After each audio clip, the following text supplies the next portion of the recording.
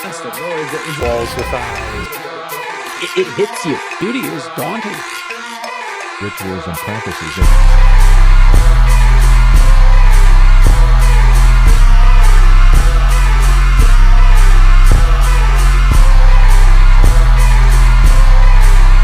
And 5 nights at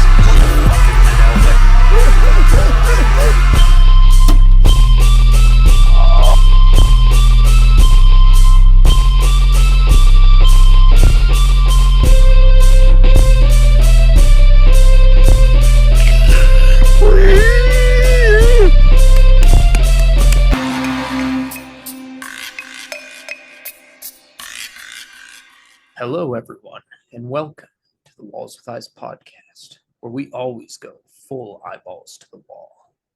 I am joined by my guest today, Daniel. He is my cousin, and we recently went on a trip to Amsterdam, which was really an amazing experience, and did a lot of interesting stuff. So let's see, maybe we can just start off talking about how that experience went.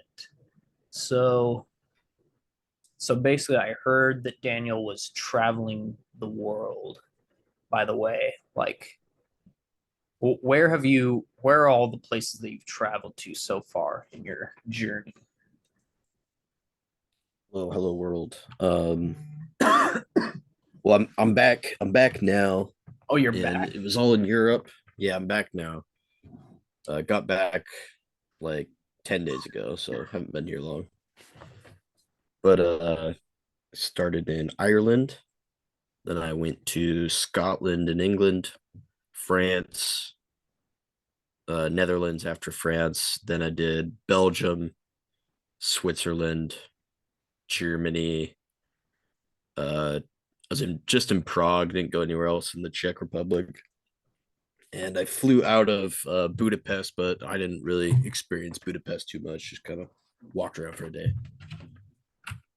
That's pretty dope. Before I went on this trip, I was dealing with like terrible insomnia. Like I just could not sleep at all. And on the night before we were leaving to go on the, so it was like a plane ride to Chicago, and then from Chicago to Amsterdam, so it was Boise to Chicago, Chicago to Amsterdam. And the first day I have to, like, get up early to go on the flight, and I ended up not getting any sleep that night because I was just, I don't know, nervous, I guess. And so I go to the airport, get on the plane, fly to Boise, or I mean, no, fly to Chicago from Boise.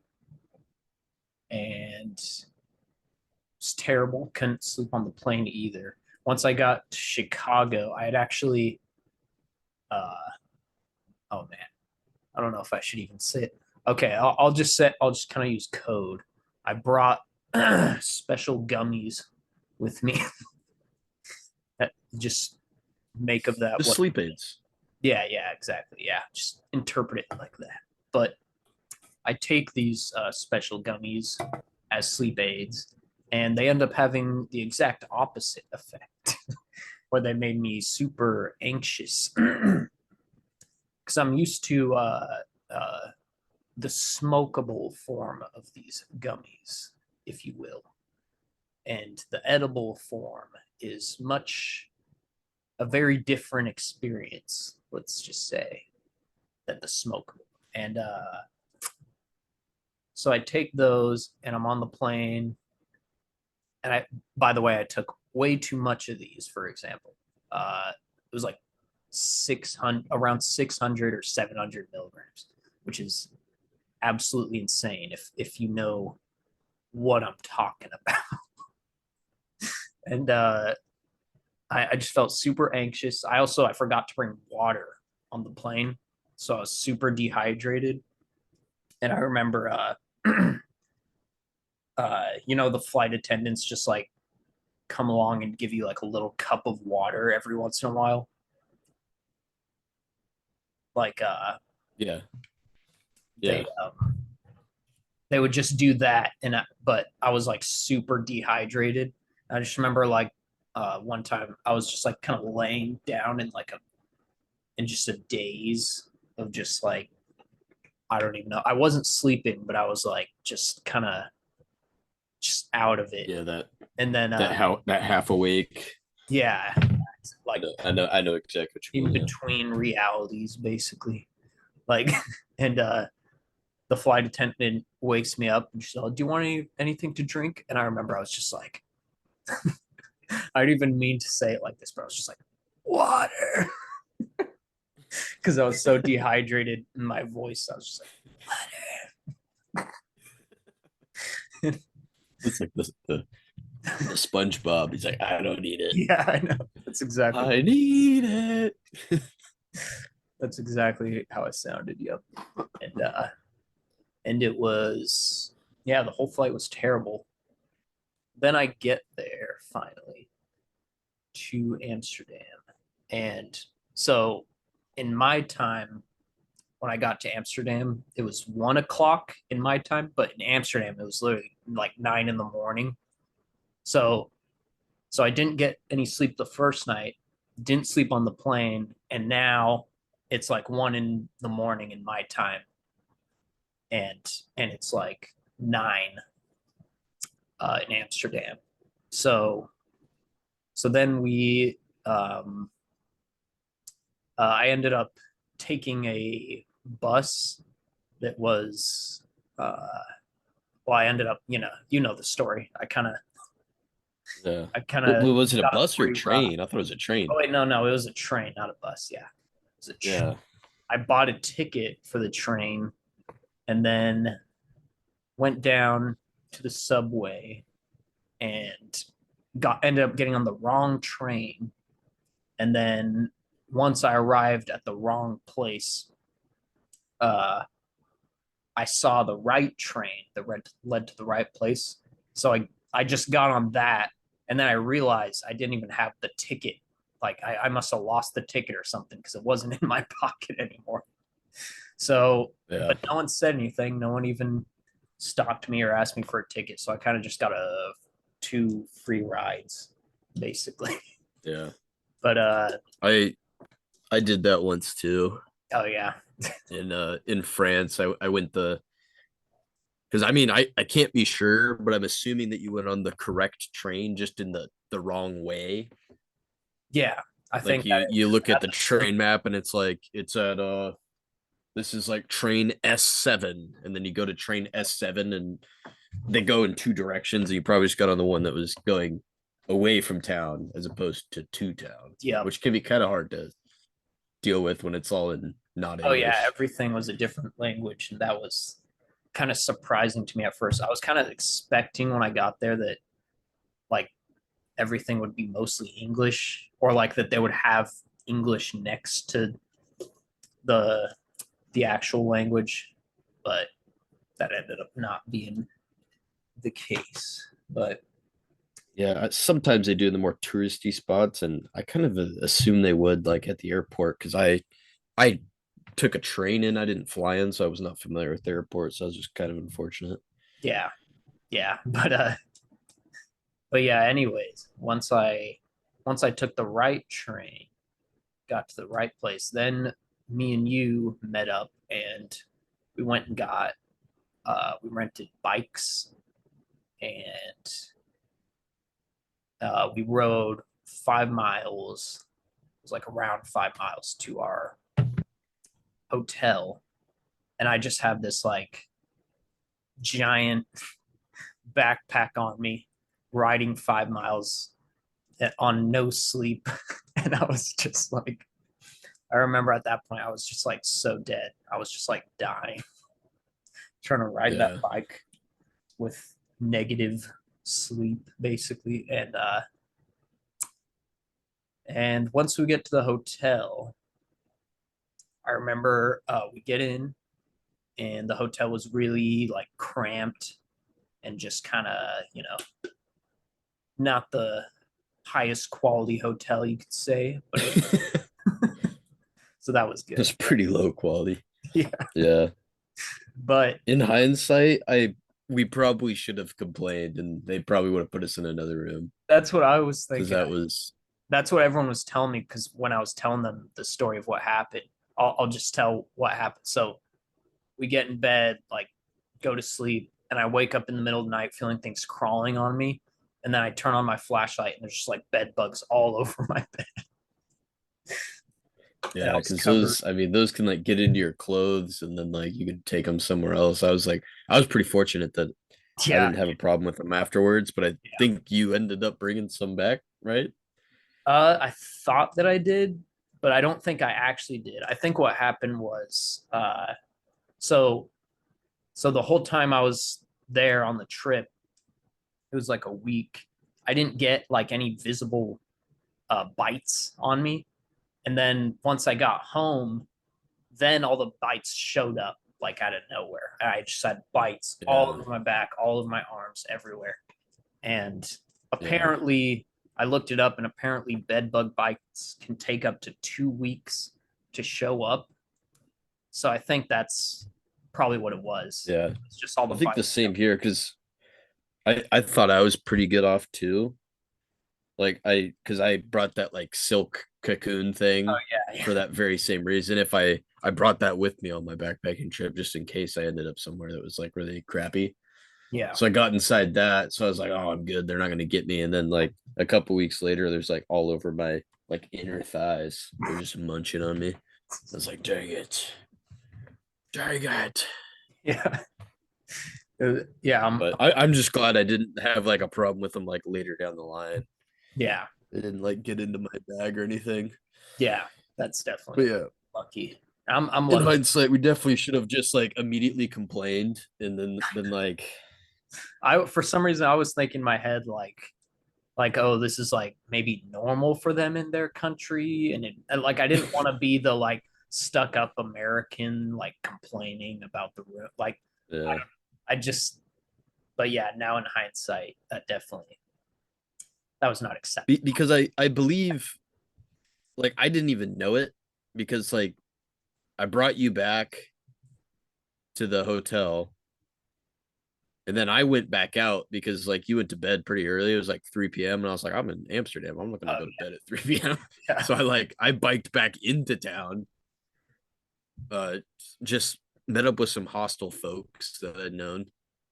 That night I took I took a weed edible and I don't do weed much and it really zooted me. Like it kind of ruined my night. I was just like really zoned out because I took the whole thing. I ate a whole muffin or whatever. And I was just like not present. yeah you're feeling And disassociated and all yeah, I yeah was just completely disassociated. I would just be like zoned out and somebody talked to me like, what? What? All like loud. It was like basically ingested Asperger's syndrome. It was pretty tough.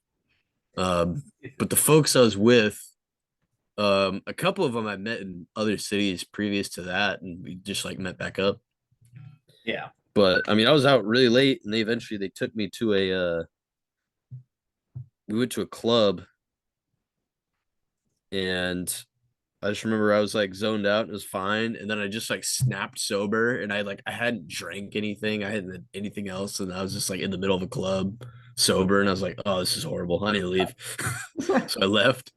Um, and then I was biking back, and I don't know what happened, but I drove my bike into driving concrete, oh yeah I into forgot drying concrete, and it was like it was pretty comical. It was like I like hit it, and then it just stopped. Like it sunk in, and then I stopped. I didn't like tip or fall. It was just like it was like a cartoon. It was like, yeah and I just like sitting. I was sitting up on the bike, and I was like looking around. I was like, what happened?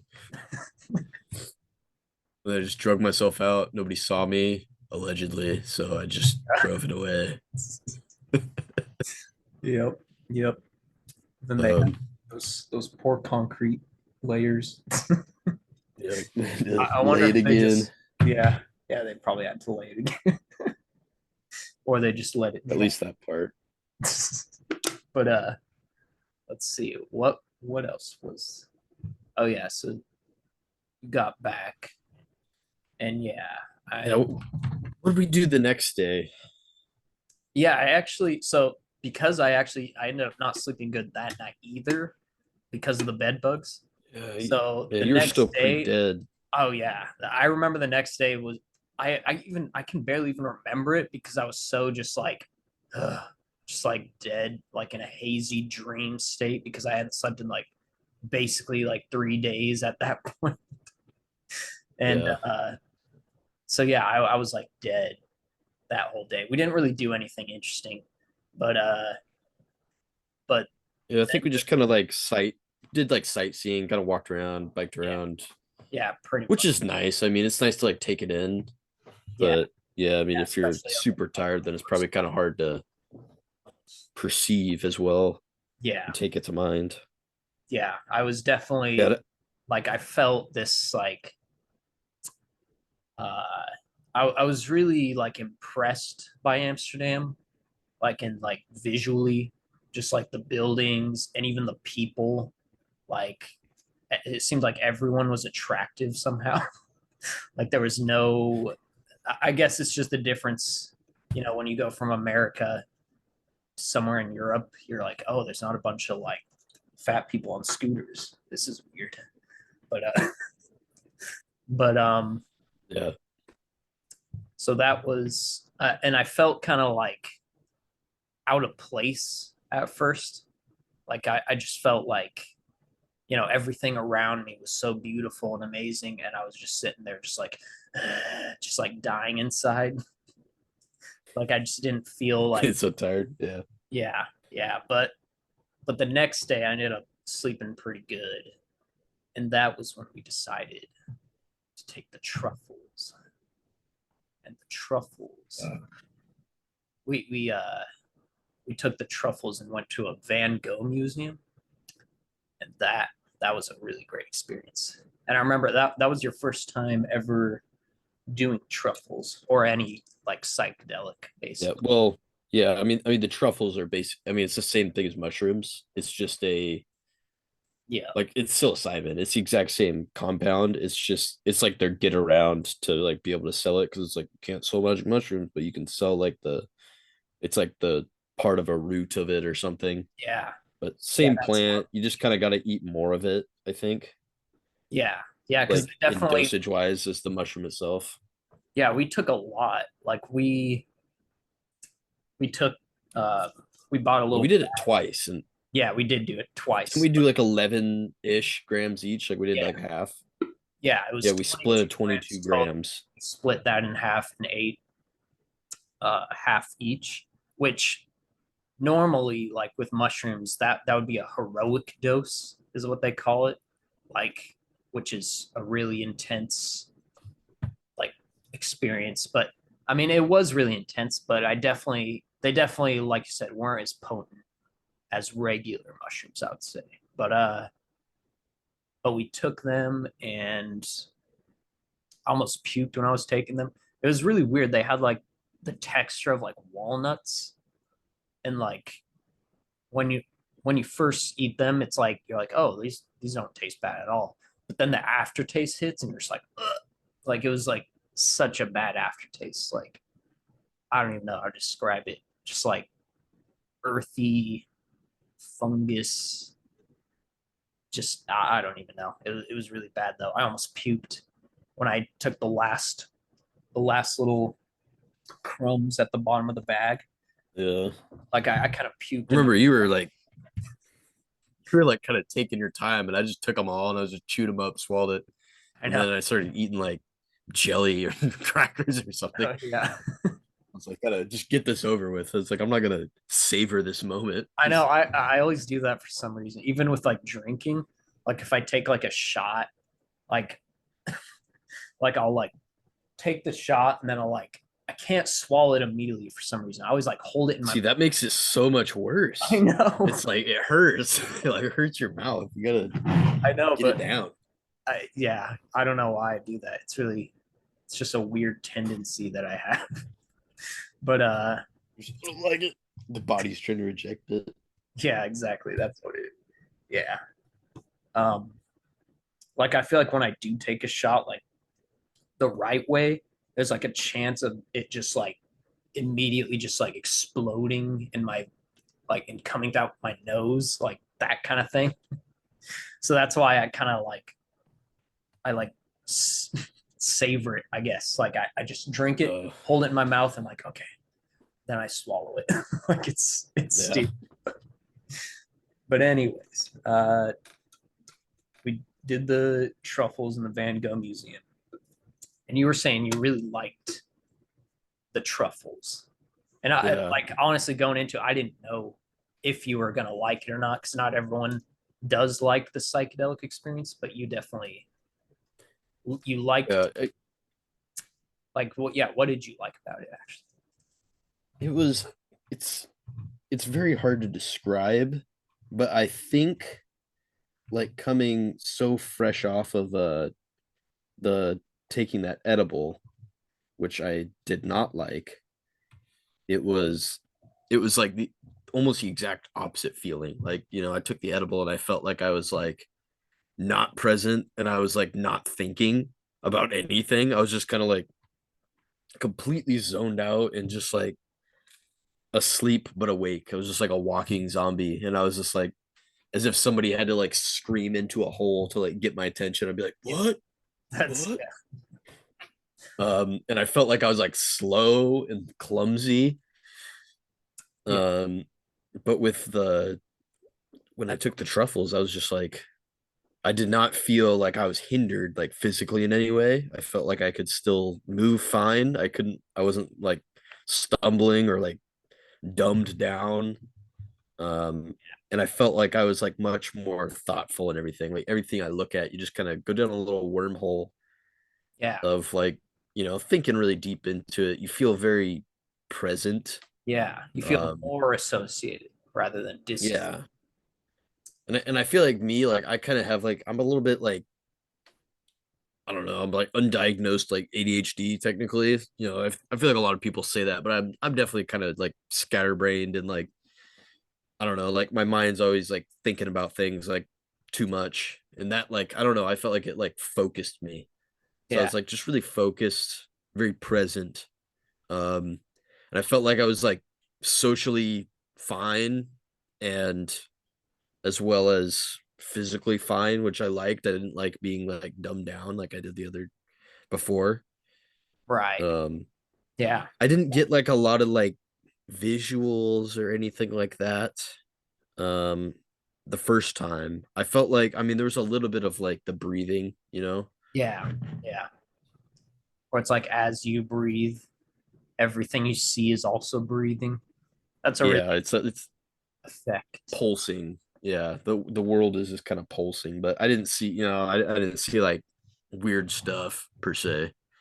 Yeah, Like you kind of see in the movies. So it was definitely like, it wasn't as crazy as I thought it was gonna be, but it was just a very pleasant experience, I'd say. yeah, totally. And we talked about kind of like the misconceptions of what people expect visuals to be on psychedelics. Like they expect that you'll see like a purple elephant in the room or something like that, like some kind of like you'll see a physical object that isn't there. Whereas um, psychedelic visuals and hallucinations are way more like you're not seeing anything that isn't there. Uh, that's what I feel like. Well, I mean, that's just what I've experienced. I feel like I see more. Like I see more that's there. Like I see things or I notice things that I didn't notice before. Like the breathing effect, for example. Like maybe that's always happening, but we're just not aware of it. Like, and I don't know. I don't know. Maybe it's just like it destabilizes your brain a little bit and makes you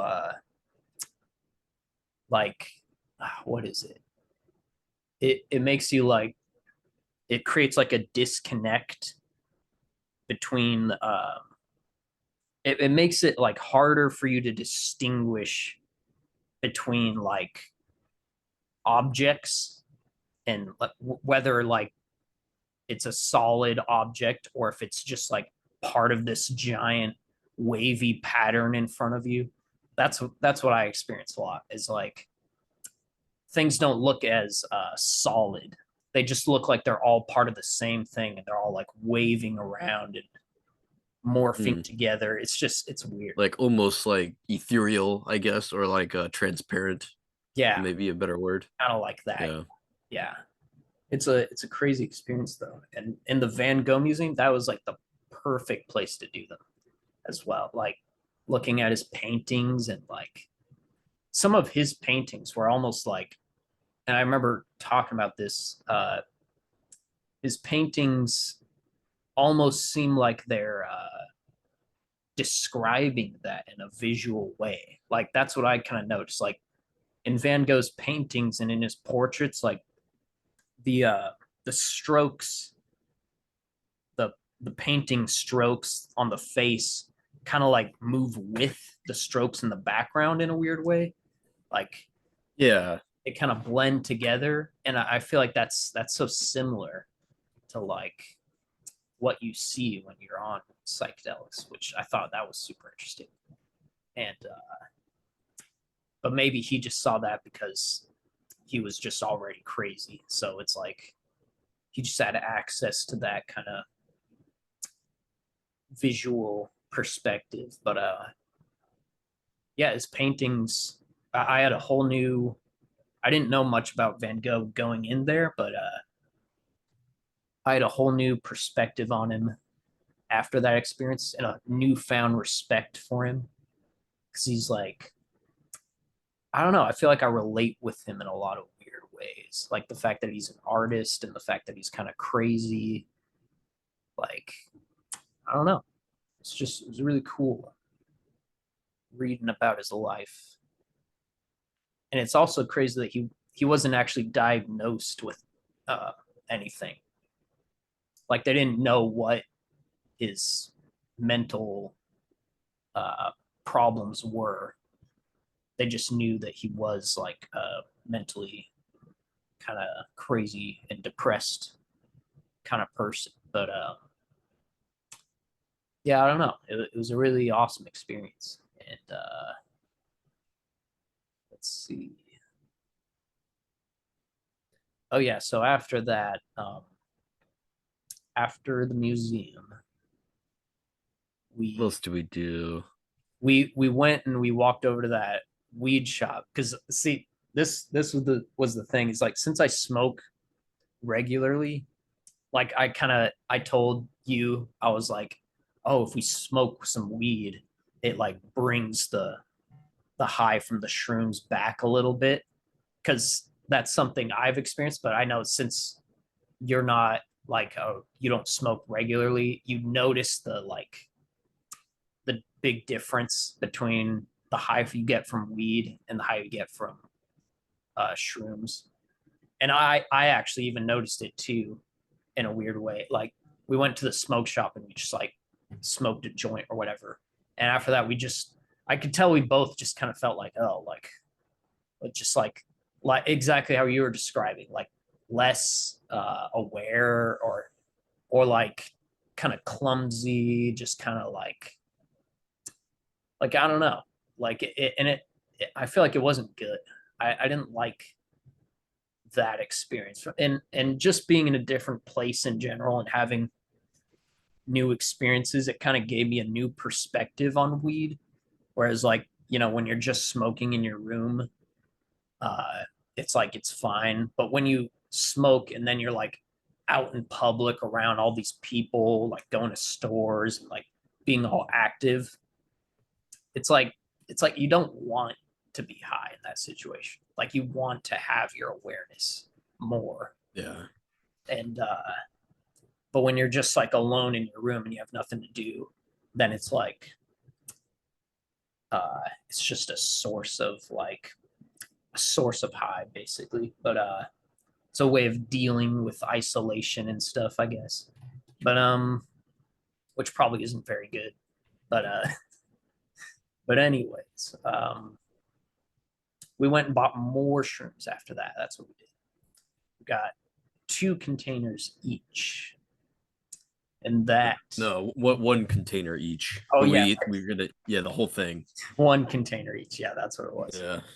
So we were gonna do double the dose that we did the first time. And then so we were Did gonna we just do it the next day or did we wait a day? no, I think we just did it the next day. Yeah, I think that really lowered the effect. Yeah. Yeah, it probably did I actually. think considering that we That's took double. twice as much. Yeah, and we did it like back to back. I Yeah, mean, it still worked, but taking twice as much, it was like I felt like it wasn't as much as the first time when I took half. right. Or it was just kind of like on par with that experience. Yeah. It wasn't even I don't think mine was on par.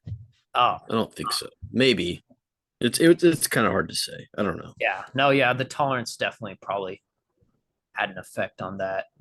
Because I mean, if you're doing double the dose, that should be like insane. That should be like Yeah. way different. But we did that, and I actually like I didn't know that we were just gonna like just stay in the hotel because you wanted to do the complete darkness. Like you really wanted to like get the full effect. I remember like Yeah. that. I wanted I wanted visuals and stuff. That's like what I was reading about. Yeah, And I mean, I kind of got them, but it's more like like lucid. it's more like yeah, it's like lucid dreaming while you're awake. That's exactly how I describe it. Like you're just sitting there and then you can think about something with your eyes closed, not your eyes open, and then you just see it. But you're also awake, so somebody can talk to you. Oh, yeah. What? Yeah, exactly. And we noticed. I remember when we were at the Van Gogh Museum. It was like every time you'd stand still, you'd just like be like, whoa, like you'd feel it more. But if you're like moving around and doing stuff, it kind of Yeah, it distracted doesn't you. quite take hold. Yeah, You're exactly. kind of staving off like the melty feel, I guess. Like I never felt melty the first time, but like when I was just laying there for a while and just like really letting it Yep. Yep. work, I was just felt very melty. Yeah. Like the sensory deprivation, I think, makes it so you can really concentrate on what you're feeling. And so that was the whole. So I was thinking that we were gonna like go do stuff, like go to a park or something, like while we were tripping, but we were just like we ended up just staying in the hotel. And when I kind of like was coming to terms with that, like coming to terms with that, I was just gonna sit there with my feelings.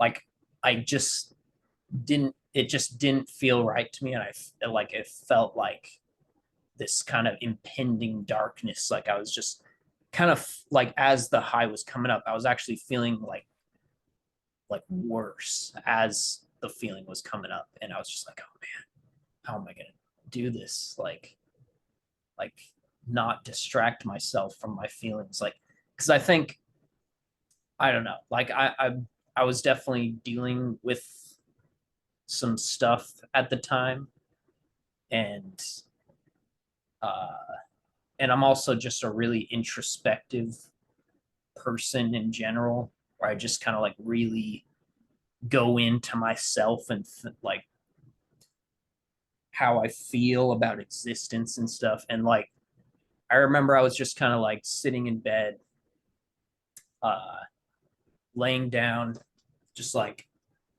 with my eyes closed, seeing all these patterns. So I was just laying there, feeling the effects and seeing all these visuals. By the way, I've always seen really intense, like crazy visuals on psychedelics.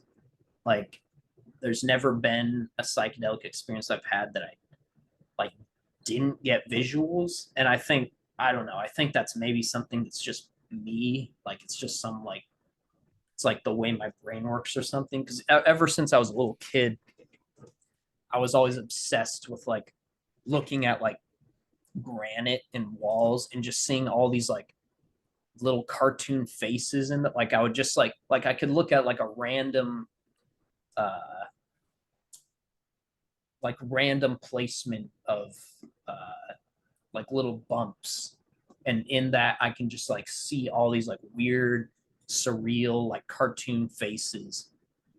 And I think that's just kind of the way my brain works or something. It's just like picking up on faces and patterns and cartoony stuff. I don't know, but anyways, I was seeing really intense visuals while I was laying there, and they were really like chaotic.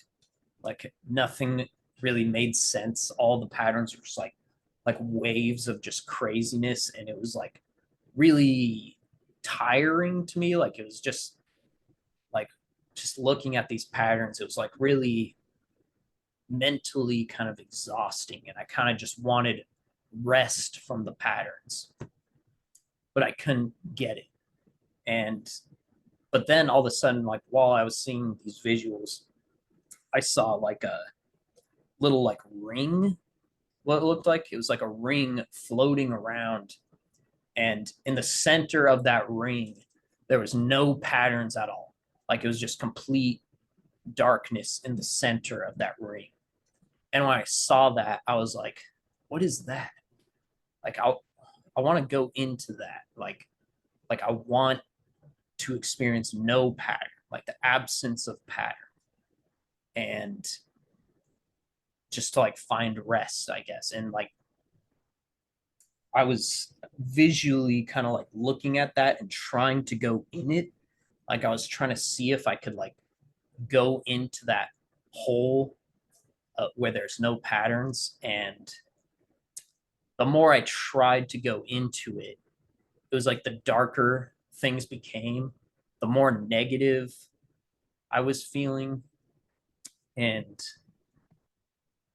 it was just, it was bad. Like I was getting really kind of like nihilistic as I was going into that. Like, and I described it before as like being swallowed by like a giant beast or something. Like I was going into the mouth of some giant monster that was just eating me up. Like, and the deeper I went into that hole, like not only did I didn't find any freedom from the patterns for one, but I I want just the fact that I was going in there was out of a desire to like escape the patterns. And so the deeper I went into that kind of mode of thought of wanting to escape the patterns of reality, I just became really nihilistic and really just like unable to think any positive thought. It was like everything was negative in my mind. Like every single thought that I had was just negative, and I couldn't find any positivity like anywhere. It was like I was just in darkness and there was no light, basically. It was like that. And it was really bad. It was just getting really bad. And I was just in there feeling that feeling. And that was when I eventually ended up waking you up. And well, I mean, you weren't asleep, but I just ended up like being like, hey, like, and I just told you like how I was feeling, and just kind of started like describing what I was feeling to you. And like uh in the words that I was like trying to use to describe how I was feeling, what I think is wrong and how I'm going to get out of this, like it was super helpful just to like be able to talk it through, I guess, and not just hold it all in. And yeah, I was talking about the experience, it was like I was kind of trying to, it was like I was fighting my way out of that darkness in a way, like slaying the beast and emerging out of it. Like, and I was basically just talking about like the things I want in life and how I feel like I don't see a clear path to like what I truly want in life, which is like really simple things, just like having a wife and kids and stuff, like, and I just didn't see a clear path to that. And I said something like in trying to figure out, I said something like, if I could just like resist the temptations of short-term pleasures, then if I were to do that, then it would like fortify my body and my mind to a point where I would have more control over myself, and I would be able to put myself in situations that would lead me closer to where I truly want to be in life. So it was like I need that kind of, like it was like I kind of came up with the solution. Like that's the solution. It's kind of a biblical solution. I mean, it's like, resisting temptation of sin and following the straight and narrow path, and that's going to lead you to salvation. It was basically like that pattern is what got me out of the darkness. So that was really, I mean, even though you could say that was a bad trip that I had, I think overall it was a really beneficial experience for me to see a side of myself that I didn't see before. Because I didn't know that I had that darkness in me. I didn't know that there was a part of me that genuinely didn't want to exist, that just wanted all of reality and all patterns to end. Like I didn't know that there was a part of me that actually wanted that. And now that I know that, it's like now that I've encountered my shadow, you could say, I have a more well-rounded perspective of myself. Like I understand myself more, I guess. And I know that, I don't want to go back there. And I realize what it is that gets me out of that. And so that just kind of, it was really beneficial. I think it helped me a lot. And yeah, that was a really crazy experience. But I remember when I was talking to you and asking like how you felt, like you, I mean, you definitely weren't dealing with that kind of darkness. I remember. What did you say you were seeing while you were on the truffle? I don't remember much. It wasn't. It was just like silly. It was just I remember describing it as like I'm just sitting here like do do do do do do Yeah. do. I'm just like everyone's like, oh, there's a like it almost is kind of like there's a purple unicorn. It was like Oh it yeah. wasn't a purple unicorn, but it was like that. It was like my mind was just like thinking of something. I'd see it with Yeah. my eyes closed, not my eyes open. Just Yeah. kind of daydreaming, just about random silly things. It was not my experience was not at all existential or Right. anything. The second one, it was pleasant at first, and then the rest of it was talking to you Yeah. through yours, which I think was also uh good. Yeah. It was really, But I don't know what I don't know what kind of advice I give when I'm on mushrooms. Hopefully it's well, it good. was I it feel was like it good. It I feel was like it'd be decent. and well, I think, and what was really important was just the fact that you were willing to listen to what I had to say. I feel like just having someone who's willing to like listen was really helpful to me. So it's like I mean, it didn't even matter what advice or anything. It was just the fact that you were listening, I think was really awesome. And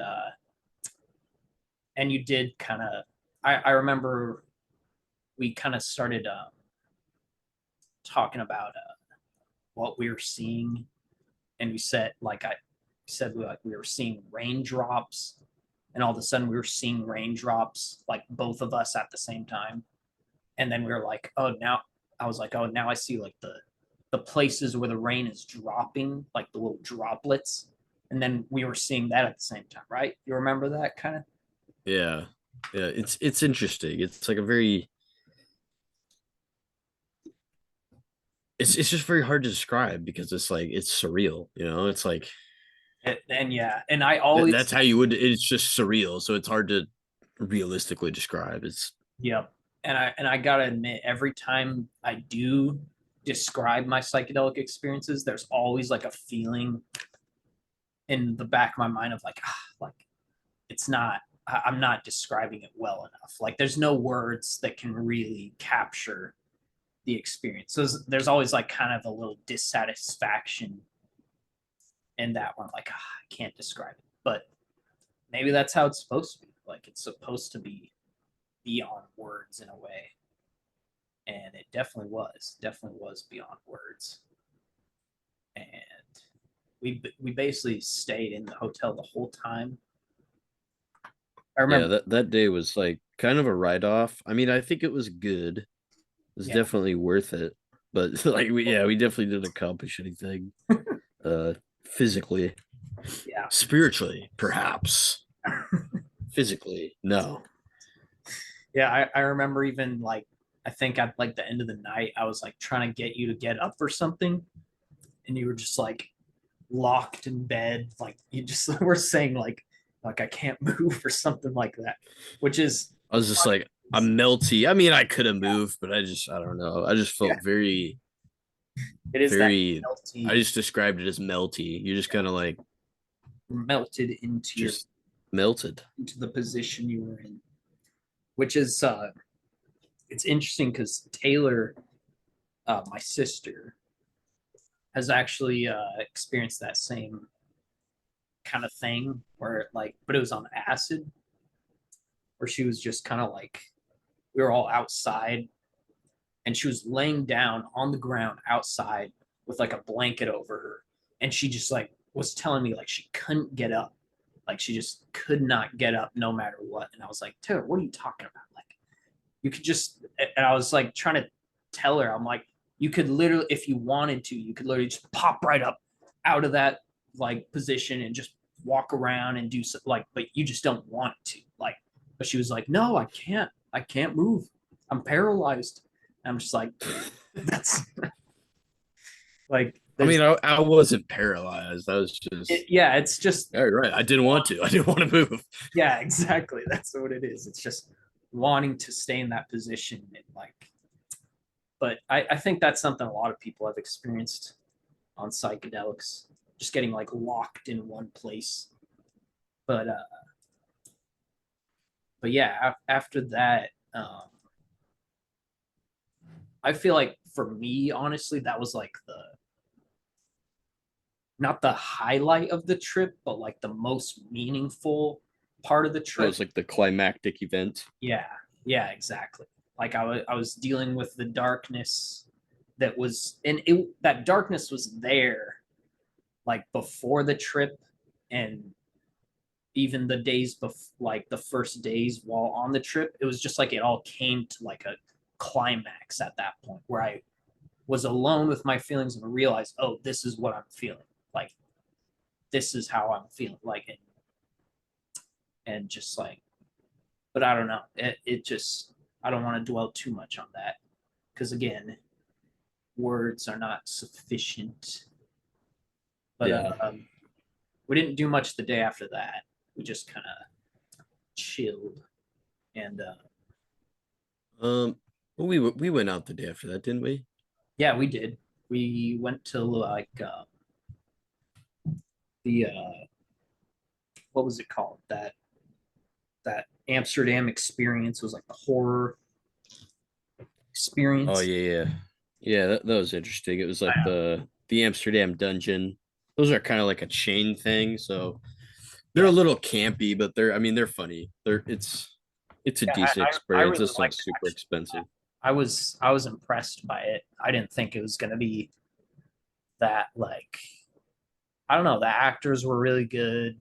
They're really good at scaring people, like making stuff like move in your seat and stuff. Like I don't know. Yeah, It was really cool. And I remember I was thinking at the time, like, man, we should have done shrooms and or done truffles. done this. Yeah, because I don't know. I feel like that would have been interesting. Or would have been yeah, would have been interesting. Yeah. Um, Um, well, the first time we did shrooms, we also I mean we walked around town. we went on a journey to find more mushrooms because we forgot where we bought Yeah. them the first time. We finally found them, and then kind of at the tail end of it, uh, we went to a body exhibit, which was Oh I yeah, thought I very forgot to even interesting. talk about that. The body exhibit. Yeah, that was that was an interesting thing too, because we weren't like still really like it was after the peak of the mushrooms. Like remember I was Yeah, describing how mushrooms kind of go up, like there's a rising high and then there's the peak, and once you reach the peak, it kind of mellows out from there. yeah, And what so when we were at the body exhibit, it was kind of at that mellow point where we were still feeling it, but just not super intensely. And that was interesting. It was interesting going in, and there was that remember that like kind of informational video that they played. It was like kind of I remember saying it had a dystopian vibe to it because it was just kind of like it was like giving advice, but like from a really scientific materialist kind of lens, like just kind of like stress is bad, happiness is good, yeah, be happy, yeah, yeah. less stressed. It was kind of like just I don't know. It kind of I just got a weird vibe from it, but I get what they're trying to do. It's like I think that's a good message. It's like, and it actually kind of opened my eyes a little bit about the kind of things that were going on in my brain at the time while I was or wait no, since this was before the crazy experience. It it was just kind of like, well, it was making me think of how Oh, that might have been like the precursor, maybe that like yeah, I maybe don't know, maybe. Well, got I you in was that thinking about way of thinking.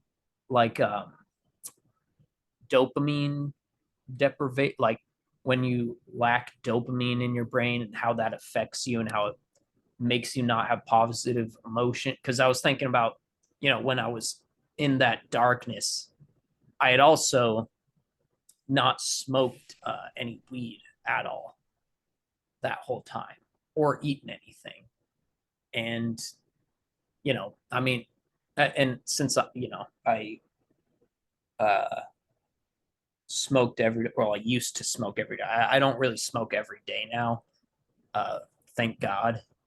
So I've actually, it's interesting since I got back from that trip, I've been not smoking as much. I've been really like, I feel like I've got way better control over my habits, my smoking habits. And it's definitely been a problem in my life, just like smoking weed every day in general. Like it's just not beneficial to me. It's not getting me where I want to go. It's just kind of like a source of comfort. But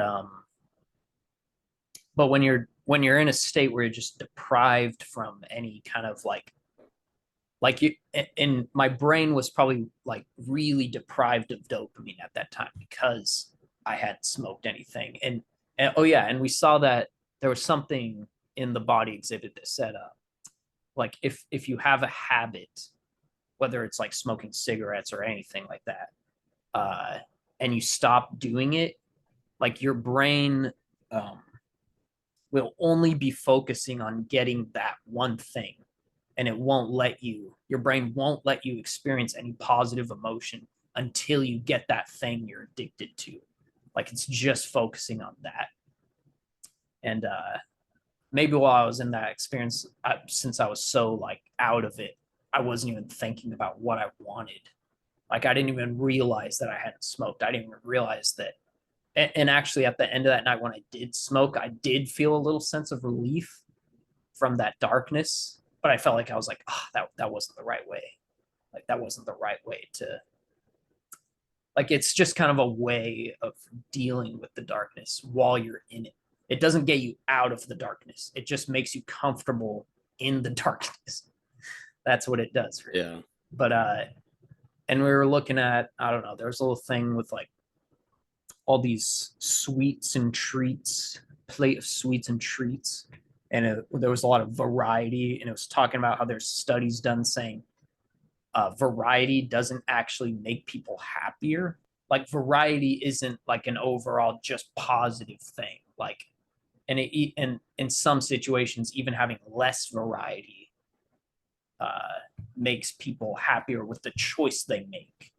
So it's like if you have a huge variety of things and then you can choose just one and you choose one, uh, you won't be as satisfied as if there was like as you would if there was less choices. Like if you could only choose one or the other, or if you could just have one. Like people who have when there's less variety involved, then you're more happy with the choice you made in some weird way. It's kind of interesting, and it kind of says a lot about yeah. society today. Like everyone wants variety. It seems like we want to have so many options, and but having the variety of options doesn't actually make us happier.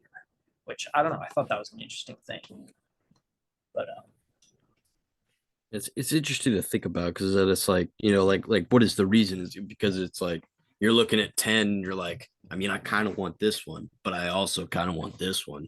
But I can only pick one, so I'm gonna pick this one. But then you're like, oh, I wish I would have got that one, or you just start thinking into it.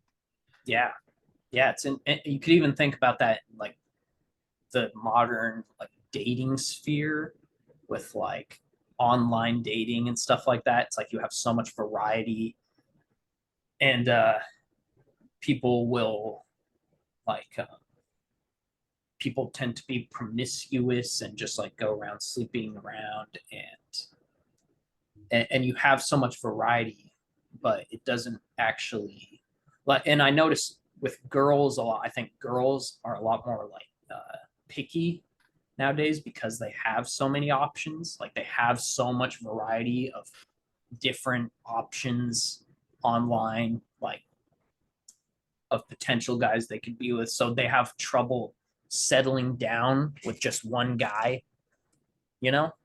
Just, I don't know. Maybe variety isn't such a positive thing. Like, yeah, probably not. Yeah. Yeah. But, yeah, what else? Yeah, that body exhibit was really great, though. I really liked it.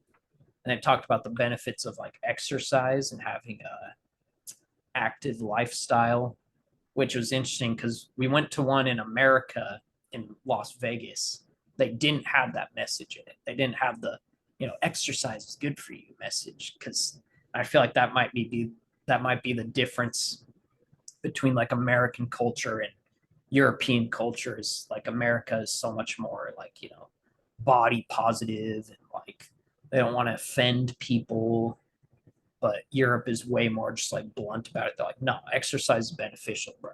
Like, there's no escaping that fact. Like, and being fat is not beneficial. Being obese is No, it is not. to your happiness. And yeah, a lot of things. But anyways, what else? I mean, there wasn't really that much that happened after that point. We just kind of, the trip just went on. We just kind of did our thing. And, we really great. We saw the St. Nicholas Cathedral there. That was that one. That was a pretty good one. Yeah, that was a really good one. Yeah, I really like being in there. And I think I said this after I went in there. The comparison between like how I felt when I was in the darkness and when I was in that cathedral, it was like the patterns were all like ordered in a way that was actually like good. Like, I don't know, like just everything, because cathedrals have such a like I don't know, you got to be in one to really experience it, but there's just like there's so much intricate like patterns just like everywhere, like how in the ceiling like it comes to like a dome, and there's like saints around the dome, and then it like goes up, and in the center of the dome is like a little circle, and there's like a cross in that circle. That kind of reminded me of the circle that I was looking at, like of the ring that I was looking at with my eye when I was going in the darkness. But it was like a redeemed version of that, because in the center of the darkness, it wasn't just complete darkness. There was a cross in the center of it. So it's kind of like that's the path to actually becoming more Christ-like, I guess, is like willingly experiencing suffering, like willing to go into suffering and not try to just escape it. Like, I don't know, because that's what Jesus's whole kind of story is that he like he knew he had to do this thing. He knew he had to be put to death in order to save the world, basically. And uh, yeah, it's just I don't know, just like being in there and like seeing Jesus and like his suffering. Like, I don't know, it was really good being in there. I'm really glad we went there because it was amazing. It was like all those chaotic patterns that I was seeing in the darkness when I was in there. It was like they were all kind of ordered properly instead of just being all over the place, like, and chaotic. It was like they had proper place, I guess. Everything was in proper place. But I don't know, it was really great. And I felt like I could just sit in there forever too. Like, I remember being you were just like sitting on the pews, just kind of taking it in, just like silent. And I like, I don't know, I just felt like I could just be there just like forever, just like taking it all in. And it was also such a contrast when we left, like the contrast between being in that quiet cathedral to going outside to the bustling, or what is it, like the busy streets, the everyone, the loudness, the like everyone's trying to get somewhere, everyone's like just busy and go go go, and a lot of weird stuff going on. I don't know, it was interesting. But yeah, that was a really good part of the trip. And that was actually my first time being in a cathedral, actually, now that I think of it. I know you've been to quite a few on your journeys Yeah. based on what you've been. Yeah. I went to probably dozens, but that one was, I'd say, pretty middle ground from a lot that I've seen. I mean, there are some absolutely just ridiculously stunning buildings. I Yeah. think some of the coolest ones I saw was the York Minster in England, in York, not New York, Old York. Oh, yeah. And that was where King Constantine was crowned Emperor of Rome, and he is the emperor that eventually converted to Christianity, stopped the Roman Empire from like hunting down Christians, basically. And then I believe it was his son that officially changed um, Rome to be, you know, the holy, like, Catholic Rome. So Holy Roman Empire. He was like kind of the progenitor of that, and it's pretty interesting to think about, like, how widespread Christianity spread because of this one guy. That So was, it was him. Like, he was such a vessel yeah. to just reach so many people, one person, which is just pretty incredible. Yeah, exactly. It really is amazing to think like the Roman Empire, they were killing Christians at first, and they saw the Christian God as like a slave, like a god for slaves, like they really looked down upon them and just thought like, look at these ridiculous slaves and their God that gives them comfort in their slave life. And like that was the way they saw it. And yet there ended up being this huge shift where the Roman Empire actually adopted Christianity and became one of the biggest. It really spread out into the world from there, you could say, like, because the Roman Empire was such a uh, powerful empire, and yet they made that shift where they actually ended up believing in the God that they thought was just a God of slaves. So it's like it turned out that God is actually the God of all, the God of the powerful and the God of the weak, like it's really interesting. And Yeah, it is interesting. I think I'd like to see like a documentary on his life or something to see like why it happened, because it's just it's very odd. Like how could that happen and why would that happen? yeah, There's exactly. got to be some interesting reason that I'd love to hear about, but Totally. um, Totally. something I'll have to check out here soon. Yeah. Have you seen well, I don't know. Jordan Peterson came out with some documentary called Logos and Literacy. It kind of talked about how the Bible played a huge role in people becoming literate, like the fact that nowadays most people are literate and know how to read and write. Uh, that wasn't a thing really before the Bible, and the Bible was a huge precursor to that happening.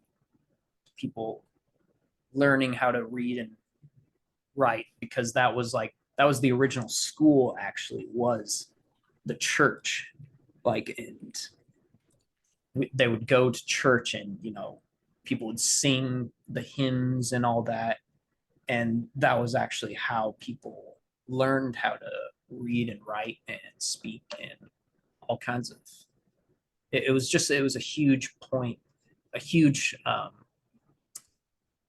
moment of progress, like it brought about a lot of human progress, you could say. And Yeah, let's see, it's I'm not super familiar with Jordan Peterson, but yeah, I mean the literacy being like a religion being like a pathway to literacy, because a lot of people wanted to learn to read, I'm assuming, to be able to read the Bible, as yeah, opposed to in a lot of places, I mean not all places, but in a lot of places in the world, it was kind of a lot of people didn't know how to read, and then that's why they had to go to church. yeah, I mean exactly, that was true in Christianity, because a lot of people just couldn't, they couldn't read Latin. It's the yeah, only Bible there was. Couldn't read yeah, Latin, so they had to it had go to be there to read. hear it. Yeah, Yeah. yeah, And it's kind of a way to like, keep power from the people and stuff, and control them in a way depending on how you look at it. right, yeah, But like the Bible being changed into other languages, and then you know people in foreign places, as opposed to the original Hebrew or Latin Bible, whatever it may be, that was widespread around them, then being able to partake themselves, open the door to a lot of things. yeah, yeah. And that was all kind of part of like the Protestant Reformation as well, which, Yeah, you know, I mean, I don't know. There's some things about the Protestant Reformation that I am not completely a fan of. I know that I think overall maybe it was. I mean, just based on what I saw in the documentary, it seems like it played a huge role in this happening, in like the Bible being in the hands of the common folk rather than just uh, the yeah, church leaders. But at the same time, I think there's been a lot of uh, consequences of that aren't positive. Like because I mean, people nowadays, and I think we're just kind of seeing it now, which is, you know, more people seem to disagree on the meaning of scripture now than they ever did before. And less people are going to church now than ever before. And, like stuff like that, I think, I don't think, that's completely a consequence of the Reformation, but uh, I can kind of see how it might have played a role in that. Just like, because, and the Reformation wasn't completely, uh, it was kind of influenced by the Enlightenment, and Enlightenment values, which are way more focused on like, individualism and skepticism and, like not trusting authority, that kind of thing, which is like total. I mean, it makes sense. Like if the authorities are not trustworthy, then you shouldn't trust them.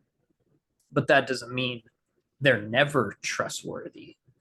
And it also, um, I think there's part of it that kind of disregards the kind of need for community and need for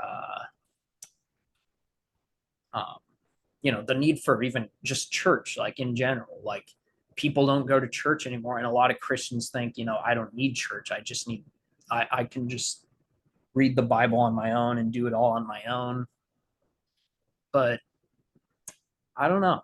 I don't know. I think it's good to be part of a community of believers that kind of keep you in check, uh, and I think it's helpful for people in terms of like agreeing on what scripture actually means, and also seeing real life like embodied examples of what it means to be a Christian, which I think is definitely lacking nowadays.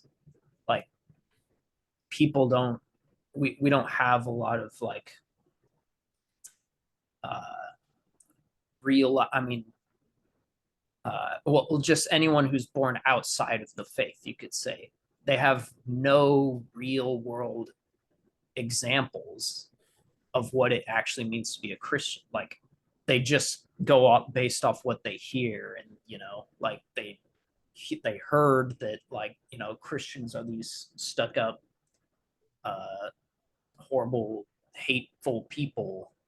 And but when you're born into a Christian family that believes in Christian values, and you just kind of like, I mean, just, I could just say like my dad, for example. Like I think I learned a lot from my dad about what it means to be a Christian than just, and it could, I mean, and I know I'm not saying like he's the perfect Christian, but he definitely, I mean, I think he did a really good job of showing me what it means. And and I think that's the value of the church as well, is like, um just having real life examples of what it really means. And it has a lot to do with just like, the way you act, like acting in a loving way, talking in a loving way, like, and just not being, uh, being against like all these, you know, against stealing, against murder, against like, valuing human life. I mean, people are born into families where it's actually the norm. Like people who, you could say like someone who's born into like a family that's associated with like gangsters, like, gang members, and they get brought up in that kind of community, where like it's expected that they're gonna become part of this gang, and they're gonna have to be willing to kill people and willing to steal things and willing to do all these things, and that's just kind of like normalized. And so I don't know. I mean, that's just, what I'm basically saying is that community in Christianity really matters. And, I'm not saying it's impossible to just, be your own Christian and just have your own personal relationship with God and not going to church or anything like that. But the way I see it is that just it's beneficial to be part of a community, and it just helps you in your journey. Like it's helpful in your walk with Christ, you could say. Like it's helpful to have people that will hold you accountable and show you what it really means. And yeah. But I Yeah, don't I mean, know. What are your I feel like I mean, even aside from like religion taken out of the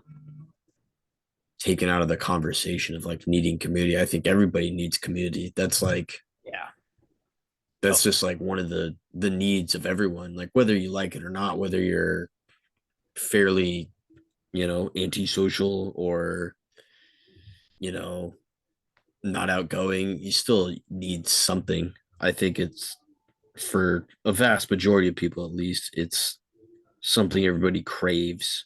Yeah. It's just like kind of ingrained into people in general. Yeah. Like we're social Whether, creatures. Yeah. yeah, like whether you get it through religion or some other source, as long as you get community, I think that's just like, that's definitely one of the keys to happiness, probably one of the most important ones. Feeling like you're meaningful, feeling like you're helping someone with what you do, Yeah. Yeah. knowing that there's people that would help you when you need help. That's just like, I Yep. don't know. I think that's just kind of in the modern age what a lot of people miss, especially tail end of this pandemic where it was like Oh, it's totally. probably such a hard thing to get. I think everybody's kind of still in a slump of like, I'm around people now. It was just like such a weird, Yeah. hard experience for so many people. Definitely. And before it started, um, I now I'm actually thinking it's like, do we have to use code words here because they could censor us for using certain words, I guess. But before the event, before I guess you could say pandemic. I'm pretty sure you could say that. Before the pandemic, I already kind of had a sense of like isolation and people are becoming more isolated. And once it happened, like I just felt like, oh no, like it's more isolation. Like, and like I think that's what really is the problem with what happened. I kind of I'm not super into the whole like the conspiracies about the jab, like oh it's like gonna kill people, they're using it to like kill off the population. Like I don't know, but like when I just hear about it, I just feel like I don't know, maybe that we're not focusing on the right thing here. It's like it's not about it's not about the jab. I guess I could say the jab. Like it's not about that. It's about the loss of community and people fragmenting off and isolating themselves. And I don't. But it's been a problem since before the whole event even happened. So it just kind of like made it really prevalent. It just kind of emphasized it a lot. This sense of isolation and fragmentation happening in society. But yeah, I mean, I think what we do need is more community and more people coming together and having common goals. And of course, that's manifesting in all kinds of different ways, whether like, people become part of uh, certain communities, the LGBT community. That's definitely, I think, a source for a lot of people of like people who want that community. That's a source of community for them. And uh, but I don't know. I mean, we could get into Yeah, now I mean, actually. This could be a good segue into your idea on the left versus right and that whole like battle between the left versus right. Because I think I don't know, you have an interesting perspective on that. So like what is your perspective on that war? This kind of fake war. oh, yes, I don't think it's real. I being someone that's just not politically inclined at all, I just don't care much. Yeah. For whatever reason, I'm just not really biting on either side. I've never aligned myself with one of them, at least not for a good while. And just looking at it from an outside perspective, I've just seen that it just does not seem realistic to me that like people would think in this way. I think it's gotten to the point of like a mob mentality for both sides where it's just like anything they say, you'll blindly follow it, regardless of Yeah. real critical thinking. Like one issue arrives, like if I'm just gonna be like outright about it, like one police shooting of a black person. I'm just gonna be like, this is like the thing that always comes up. Yeah. And whether it is warranted, like whether this guy literally grabbed the officer's gun or if he was just like picking up a tomato off the ground and he gets blown away, each side is going to be like, well, like no matter what, Yeah. every time. And it's just like to me, that is just like the most just annoying, idiotic. Like, how could you think this way? Like how could you not just like actually look at the situation and analyze it like a normal human being? Yeah. But it's literally gotten to that point. Everyone is like this. Yeah. You go on Twitter and there's just like It's all everybody's just screaming at each other, and it's just like you're all so dumb. yeah. It's just There's no I like, just progress being made in any kind of way. It's just kind of like a back and forth of yeah. uh circle jerking and just like echo chambers, and it's really, yeah,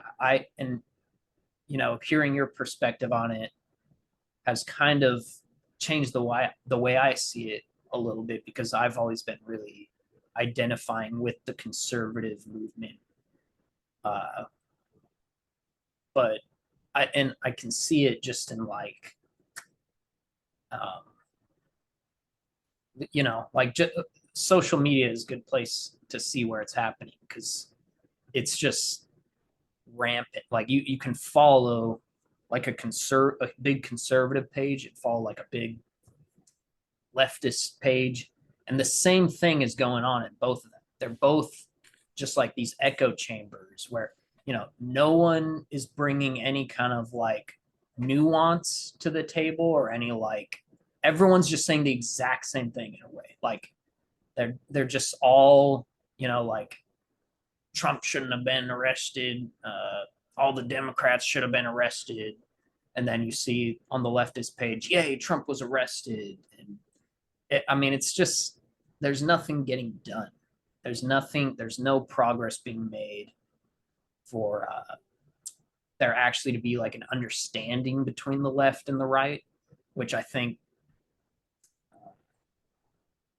that, I mean, there really is no understanding at this point, and social media and the internet has kind of made it worse in a way. And I like how you said like how it's the left and right aren't real, how they're actually like imaginary Yeah. ideas of I was gonna get to that point because yeah. I think each side, especially lately, is just a mob mentality. And I think it is created and perpetrated by the government to just distract us. That's like probably the biggest conspiracy theory I believe in. That these are two ways of thinking that are not really realistic because they're just contradictory to themselves of like just their values. They just don't make sense Yeah. at a core. They don't make sense to me. Right. Yeah. Like, And what was the thing we said before where it was like conservatives are, they say they're for Christianity, and yet they're also obsessed with, you know, like the means of production, like, producing yeah, more and more, whereas Christianity is way more like, you know, if you want, Christ said, if you want to be like me, give up all your things. Like it's a way more like giving up of things, whereas the conservative movement is way, it's all about, capitalism, producing more and more. And on the left, they're super anti-establishment, and yet what we see happening on the left side is this kind of formation of establishment, and they're actually like becoming an establishment themselves. They're becoming the establishment, whereas their whole thing is that they're anti-establishment. So it's yeah. like you said, It's they it, contradict. Like they're not yeah. what they say they are. And Yeah, like I mean, if you hold Christian values and then you perpetrate like capitalism to the max, that does not make sense. You should exactly. be probably perpetrating socialism to the max. If anything, like, oh, dare I say it, but that is probably the most I mean, I would say, good way of going about it. I mean, there's obviously like for a healthy nation, there's a happy medium there, but yeah, I would say, everybody is so supercharged at this point that it's just like, yeah, there's it's just crazy. It's yeah, just I would nothing say realistic is being done. implementing socialism on a small scale, because I mean, if you think about it, like families, like my family, for example, you could say like it is like socialism in a way, like I'm still living at my parents' house, and they kind of just they provide for me and stuff. I'm not saying that's like the perfect way it should be, but it helps me in the fact that I can save up my money, and it's ultimately going to be beneficial for me. And once I uh, when I eventually move out, I'm going to have a lot of savings, and which if I just immediately got thrown out into the world and had to just kind of start from the bottom up, that that would be a lot more difficult. So it's like, and you can see how socialism and people who want to implement socialism, it's like that's what they want. They want people to have a better chance at uh, getting where they want to be, and so like things like giving money to the poor. I mean, these are all like it really is. I think good in a lot of ways. I think it should happen on like a small scale. Even like churches, for example, kind of implement socialism in a way where like churches are very giving. That they'll give like they do things like charity work, and going out and helping people. It's like that is kind of like a form of socialism. The only thing that scares me is it happening at like a governmental level, I guess. But I don't know. That's a whole different discussion, and I don't even know much about it to begin with. But but Well, I mean, it all just depends on like socialism, like in the truest sense, would probably not work for a nation as big as us, you know.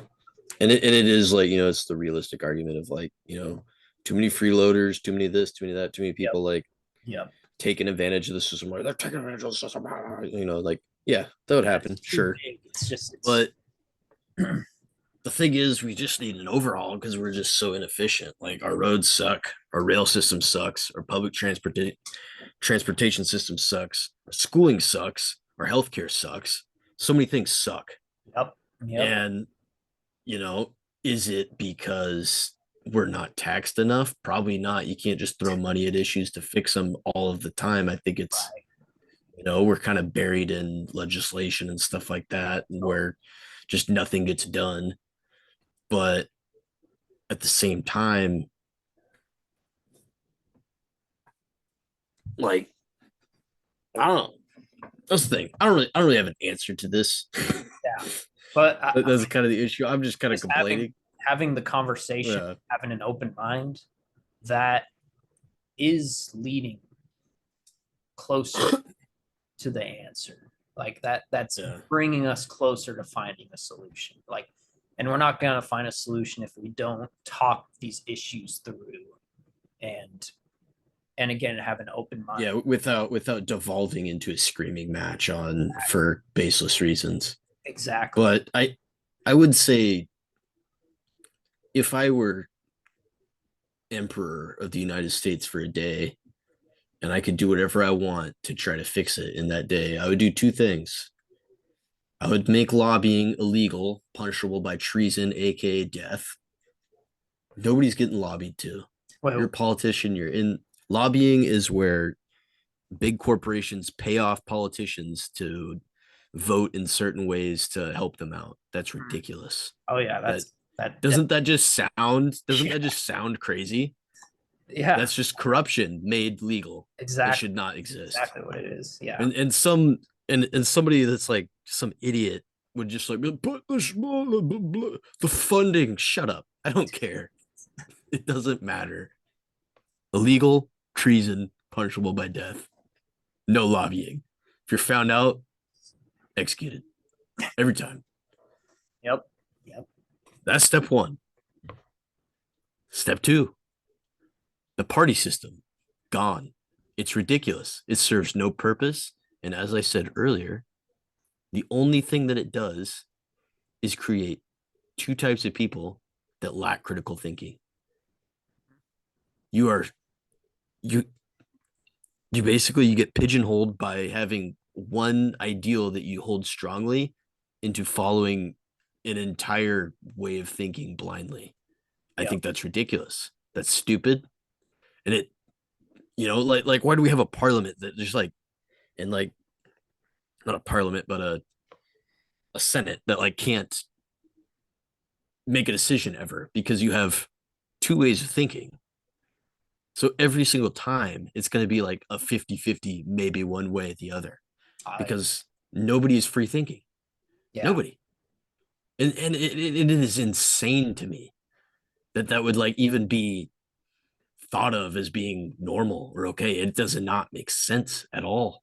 If you had 50 free thinking individuals that were voted in by their state to be like, yeah, we like your values or the values that you claim to hold, go vote in that way because we agree with that. Yeah. That would be much better than 50 people, 25 of which are streamlined into thinking one way, 25 of which are streamlined into thinking the other way. They're never going to make a decision. Yeah. Because they're always going to vote a certain way every single time. Yeah. Yeah. Like, exactly. how can nobody see this? I don't understand. Yeah. And that's the only two things I do. I think that would solve so many issues. Yeah. Easily. Yeah. I think that would be great. You should be president. Run for president. I don't want to be president. I'm not smart enough. But I remember you told me that before, and I remember my response to that was I wonder if we were to do that, if a two-party kind of system or just two sides would end up manifesting naturally on their own, like just because in reality there is always kind of like there's always like it seems like a binary to so many things, like there's good and evil, hot and cold, sky Yeah. and land, like just there's always like two sides to things. So I wonder if we were to get rid of the two-party system, that another one would just end up emerging naturally, just And polarity. But honestly, like I don't think it started like that. I don't know enough about like history and like governmental history of the United States to know for sure, but I'm pretty sure that like, yeah, it just it started like that, and then there's like a group of people that are like, "Hey, we'll fund your campaign if you do this." Blah blah blah. That's probably what happened. I have no idea. Don't And quote I me. could definitely see people in power using that to their advantage, like using the fact that there's a two-party system. They say, okay, so we can just keep them both dumb, and then no one Yeah, will try to rise up against us. Basically, like they'll just be at each other's throats yeah. and not But be, I mean, and then we could just it's do whatever we want at the top. So it's like I could definitely see that, and I think it would be great though if we could really like see what would happen if we got rid of the two-party system. Like it would be experimental in a lot of ways. It would be a big experiment. But what I am genuinely curious, like what would yeah. happen. I wonder if things would get better. Like I feel like things would get better. I mean that's just what it seems like. I mean, It would have growing pains for sure, but oh yeah, totally. it's still it's like I think it I would don't move know. more I slower. hate the whole it's us versus them narrative. It's just it's Yeah, like, well, it the just left, well, the right, well, nothing. It doesn't matter. It's just so silly. yeah. And So silly to me. whenever the right represents the left, it's always not an accurate representation. And whenever the left represents the right, it's not an accurate representation. Like we don't understand the other sides. Like the two sides don't understand each other. They see the other side as the devil, and the other side does the same thing, where they see the other side as the devil. And none of those, like, it's not a clear understanding of like what they really are and what their real goal is. Like, like I feel like there could be like a possibility of them being if they're in their right place, being beneficial in the sense of like conservatives conserve what's useful, and the left's purpose is to uh, question the things that we've established and bring in new information. It's like if that could be implemented in a way that actually is that, like, where they work together instead of fighting against each other, maybe that could also be a potential solution. But again, at the point it's at now, I don't think that's really realistic.